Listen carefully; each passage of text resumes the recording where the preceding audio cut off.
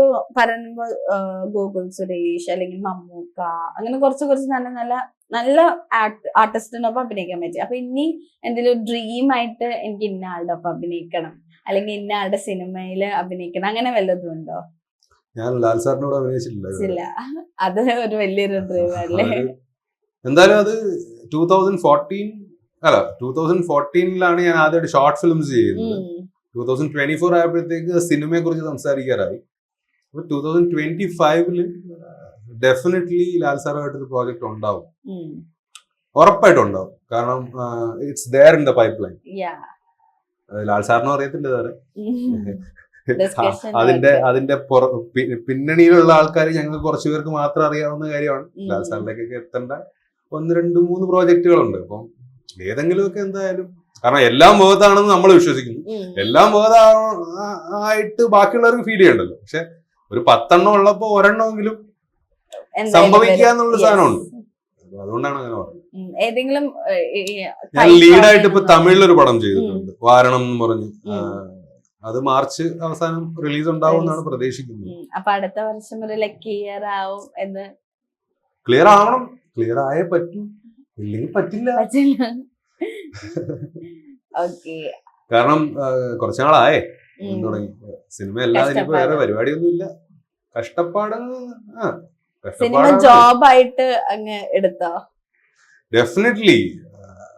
₹1,00,000 ശമ്പളം ഉണ്ടായിരുന്ന ജോബ് കളഞ്ഞിട്ട് സിനിമ എന്ന് പറയുന്നത് നിൽക്കാൻ തുടങ്ങിയിട്ട് ഇപ്പോ 2018 അബ്രഹാമിന്റെ സ്വന്തം വീട്. അപ്പം അത് വീണ്ടും ഞാൻ ആ ടോപ്പിക്കിലേക്ക് വരുന്നു. അപ്പം ഓഫീസില് അതിനു മുമ്പ് മറ്റേ സദാനന്ദൻ രംഗോറത്തിന്റെ പുറകെ നടക്കുന്നു, പരിപാടി കിട്ടുന്നു, പണി വാളുന്നു, മുഖം തളർന്നു പോകുന്നു. ആ സെറ്റപ്പിൽ പിന്നെ ഓഫീസ് 100% സപ്പോർട്ടായിട്ട് നിൽക്കുന്നു, ശമ്പളം ഒന്നും കട്ട് ചെയ്യാതെ കിട്ടുന്നുണ്ടായിരുന്നു, ലീവ് എടുത്തിട്ടുണ്ടായിരുന്നെങ്കിലും കുഴപ്പമില്ല എന്ന് പറഞ്ഞ് അവര് സപ്പോർട്ട് ചെയ്ത് നിൽക്കുന്നു. അപ്പോഴാണ് അബ്രഹാമിന്റെ സന്തതികൾ വീണ്ടും സിനിമയെന്ന് പറഞ്ഞ് ചെന്നപ്പോ, Ratheesh it's time for you to take a call. ഏതാ സിനിമ ഓർ ഓഫീസ്, ഏതാണെന്ന് തീരുമാനിക്കും. പിന്നെ മമ്മൂക്കയാണ് എന്നെ വിളിച്ചത്, ഇതിനു വേണ്ടിയാണ് ഞാൻ ജീവിച്ചത് എന്നൊക്കെ പറഞ്ഞ് ഡയലോഗ് അടിച്ചിട്ട്. പക്ഷെ ഇപ്പോഴും ഇപ്പോഴും എന്റെ ഫോണിൽ it's open for me to go back. പക്ഷെ ഞാൻ പോകാൻ പറ്റില്ല. അങ്ങനെ തുടങ്ങുന്നത് എന്റെ മരണമാണ്. ഡെഫിനറ്റ്ലി. ഞാൻ മലയാള സിനിമയിൽ ഇപ്പോഴേ എല്ലാം മാറ്റി വെച്ചു എന്നേ ഉള്ളൂ. ഞാൻ മലയാള സിനിമയിൽ 2 പാട്ട് എഴുതിയിട്ടുണ്ട്, ഒരു പാട്ട് പാടിയിട്ടുണ്ട്. കോസ്റ്റാന്റെ പറമ്പിനകത്ത് പ്രൊമോ സോങ് ഞാൻ എഴുതി, ഞാനും മ്യൂസിക് ഡയറക്ടറും കൂടിയാണ് പാടിയത്. പിന്നെ വേറൊരു ഫിലിം, അത് കുറച്ച് പണിയൊക്കെ കിട്ടിയാണെങ്കിലും അതിന്റെ ടൈറ്റിൽ പോയേക്കുന്നത് എന്റെ ഒരു ഡിവോഷണൽ സോങ് ആണ്. ഞാൻ എഴുതി മധു ബാലകൃഷ്ണൻ ചേട്ടൻ പാടിയ പാട്ടാണ്. അതും ഗംഭീരമായിട്ട് പലരും അപ്രീഷിയേറ്റ് ചെയ്ത സംഭവങ്ങളാണ്. എല്ലാ മേഖലകളിലും വർക്ക് ചെയ്യണമെന്നൊക്കെ ആയിരുന്നു ആഗ്രഹം. അതൊരു റിയലൈസേഷൻ ഉണ്ടായിട്ട് ഞാൻ മാറ്റി വെച്ചാണ്. കാരണം എന്താണ് പാഷൻ? സിനിമയാണ് പാഷൻ, അതിലെല്ലാം പാഷനാണ്. പക്ഷെ എന്റെ മേഖല ഏതാണ്?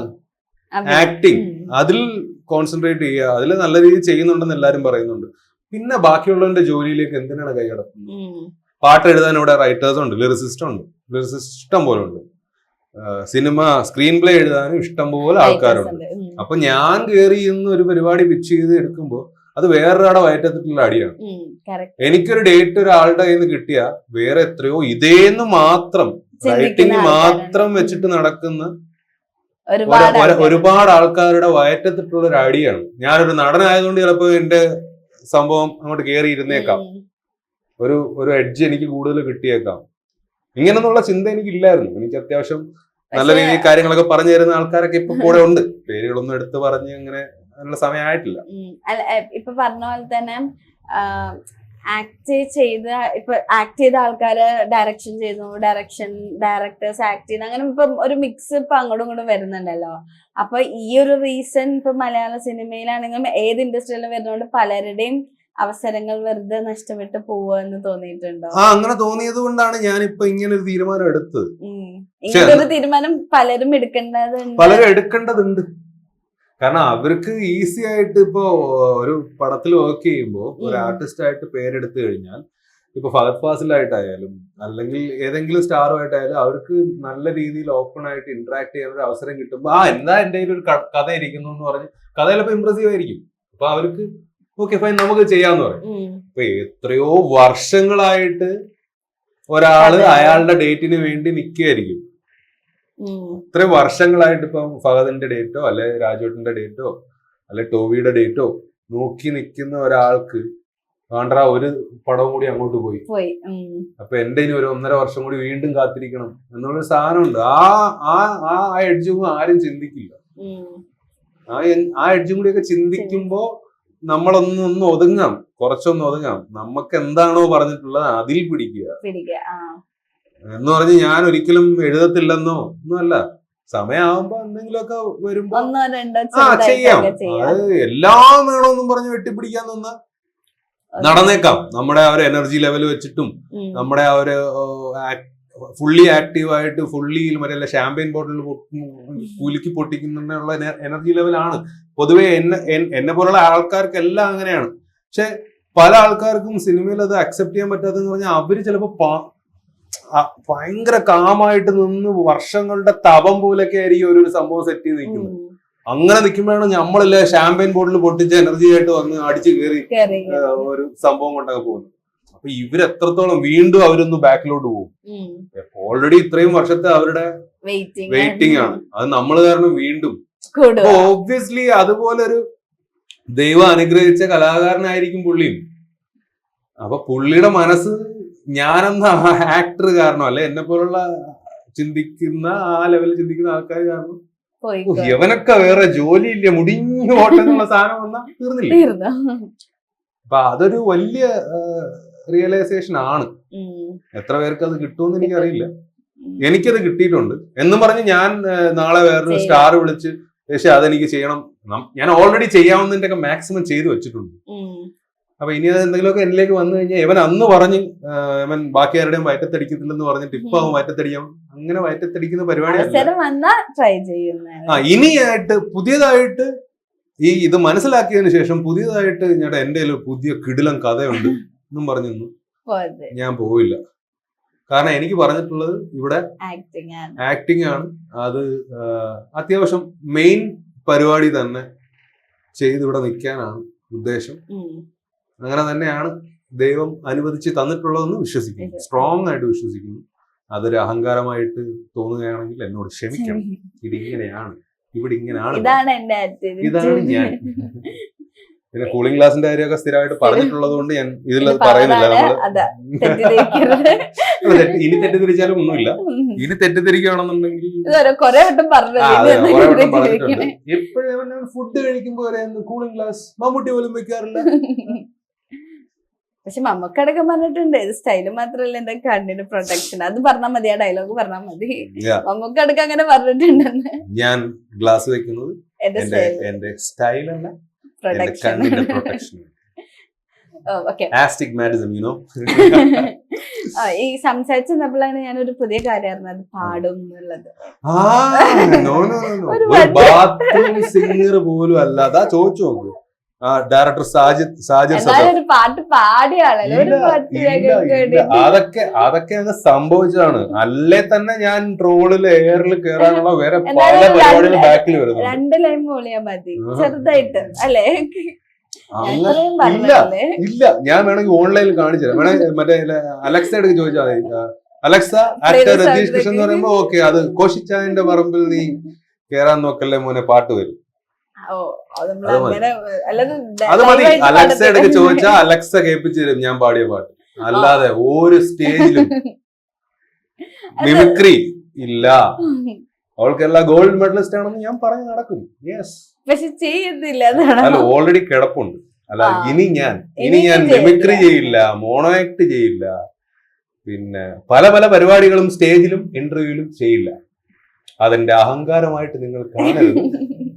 അതങ്ങനെയാണ്. ഇത് കുറെ ഡിസിഷൻസ് എടുത്തിട്ടുണ്ട്. കാരണം എന്റെ ഈ എന്താ പറയുക, ആ ഒരു ഹൈപ്പർ ആക്റ്റീവ്നെസ് കാരണം എനിക്ക് ഒരുപാട് അവസരങ്ങൾ നഷ്ടമായിട്ടുണ്ട്. എങ്ങനെയാണോ അവനെയൊക്കെ സഹിക്കുന്നത് എന്നുള്ളൊരു സാധനം. അപ്പൊ അത് ഒന്ന് മാറ്റാനൊന്നും പറ്റത്തൊന്നുമില്ല. പിന്നെ എന്നെ കൊണ്ട് കഴിയുന്ന രീതിയിൽ കൺട്രോൾ ചെയ്യാ. ഞാൻ നിങ്ങളുടെ കൂടി മനസ്സ് മനസ്സിലാക്കുന്നു, നിങ്ങളുടെ സിറ്റുവേഷൻസ് മനസ്സിലാക്കുന്നു. അതുകൊണ്ട് ഞാൻ ഇനി പഴയ പോലെ അത്ര അക്രമാസക്തനാവില്ല. ഇവനെ സഹിക്കാൻ പറ്റത്തില്ലെന്നും നിങ്ങൾ ഇനി പറയില്ല. സ്വയം തന്നെ പറയുന്നുണ്ട്, നിങ്ങൾ ഇങ്ങനെ പറയാതിരിക്കാൻ ഞാൻ ഇങ്ങനെ ആവുന്നുണ്ട്. അതാണ് അത് ബേസിക് നേച്ചർ മാറ്റാൻ പറ്റില്ല. എന്നെ ഒരിക്കലും നിങ്ങൾ എന്താ രതീഷ് ഡള്ളായിരിക്കുന്നു ഇതുവരെ ആരും ചോദിച്ചിട്ടില്ല, ചോദിക്കത്തുമില്ല. അപ്പൊ എത്ര വലിയ വിഷമം പിടിച്ച സിറ്റുവേഷൻ ആണേലും ഒരു പൊടിക്കൊന്ന് അടങ്ങടാ, ഒരു പൊടിക്കൊന്ന് കുറ എന്നേ പറയത്തുള്ളൂ. അതെന്തോ ദൈവം ചിലപ്പോ എന്നെ അങ്ങനെ ആയിരിക്കും സൃഷ്ടിച്ചത്. എന്റെ കൂട്ടുകാരെ എന്തെങ്കിലും വിഷയമുള്ളപ്പോ ഇപ്പൊ ലേറ്റസ്റ്റ് ആയിട്ടുള്ള കാര്യമാണ് ഞാൻ പറഞ്ഞില്ലേ, എതിരെ അത്യാവശ്യം ഗംഭീരമായിട്ട് തിയേറ്ററിൽ വർക്ക് ആകുമ്പോൾ പടമായിരിക്കും എതിരെയുടെ ഡയറക്ടർ അമലുണ്ട്, അമൽ കെ ജോബി. അമലിന്റെ അസോസിയേറ്റ് വേറൊരു അമലുണ്ട്, പിന്നെ ടൈറ്റസ്. ഇങ്ങനെ ഇവര് നമ്മള് ഭയങ്കര ഫ്രണ്ട്സ് ആണ്. അപ്പൊ രണ്ട് അമൽമാരും ഈയിടെ വന്നു. അമലിന്റെ ഞാൻ ഈയിടെ പറയായിരുന്നു, കൃഷിനെ കിട്ടിക്കഴിഞ്ഞാൽ നമ്മൾ ഇച്ചിരി ഡൗൺ ആയിരിക്കുകയാണെന്നുണ്ടെങ്കിൽ അവനുമായിട്ട് ഇന്ററാക്ട് ചെയ്യുമ്പോഴത്തേക്ക് സെറ്റാണ്. നമ്മൾ ഫുൾ ടോപ്പ് അപ്പ് ചെയ്ത് കണക്കാവും. അത് മാറ്റരുത് രതീഷ്, ആർക്കു വേണ്ടി മാറ്റരുത്. ഞാൻ പറയും രതീഷ് അല്ല കൃഷ് അല്ലെ? കൃഷ്. അപ്പൊ എന്തായാലും ആ എനർജി ലെവലൊന്നും മാറാൻ ഇല്ല. പിന്നെ ഇപ്പൊ മൗനവ്രതമൊക്കെ ഒരുപാട് ട്രൈ ചെയ്യുന്നുണ്ട്, പറ്റുന്നില്ല. എങ്കിലും മാക്സിമം കുറച്ച് എനർജി ലെവൽ കുറച്ച് കൊണ്ടുവരുന്നുണ്ട്. പക്ഷെ ആക്ടിങ്ങിനകത്ത് അതൊന്നും കോംപ്രമൈസ് ഇല്ല. ദൈവം സഹായിച്ച് വരാനുള്ളതെല്ലാം ഗംഭീര പരിപാടികളാണ്. അത് തിയേറ്ററിൽ കണ്ട് ഒരു 4 വരി പോസ്റ്റായിട്ടും റിവ്യൂ ആയിട്ടും ഒക്കെ നിങ്ങൾ ഷെയർ ചെയ്യുക. ഒരാൾ മാത്രം അവൻ കൊള്ളാം കേട്ടോ, അവൻ കിടിലമാണ് എന്ന് മനസ്സിൽ വിചാരിച്ചുകൊണ്ടിരിക്കരുത്. 10 പേരോട് അറിയിക്കൂ. എന്നാലല്ലേ വളർന്നു വരുന്ന ഒരു കലാകാരന് എന്തെങ്കിലുമൊക്കെ നിങ്ങളിൽ നിന്നുണ്ടാവാൻ നേടാൻ പറ്റും. ഇനിയും കുറെ അവസരങ്ങളും ഈ പറഞ്ഞ പോലെ തന്നെ എന്താ പറയാ, ഇനി ഒരുപാട് സിനിമകൾ വരാനുണ്ട്. അപ്പൊ അതെല്ലാം വിജയകരമാട്ടെ എന്ന് ആശംസിക്കുന്നു. ഇനിയും ഇതേപോലെ തന്നെ ആ ഭയങ്കര എനർജിയില് ഒരുപാട് ക്യാരക്ടേഴ്സും ഞങ്ങളുടെ മുന്നിൽ എത്തട്ടെ എന്ന് ആശംസിക്കുന്നു. Thank you so much. Thank you very much.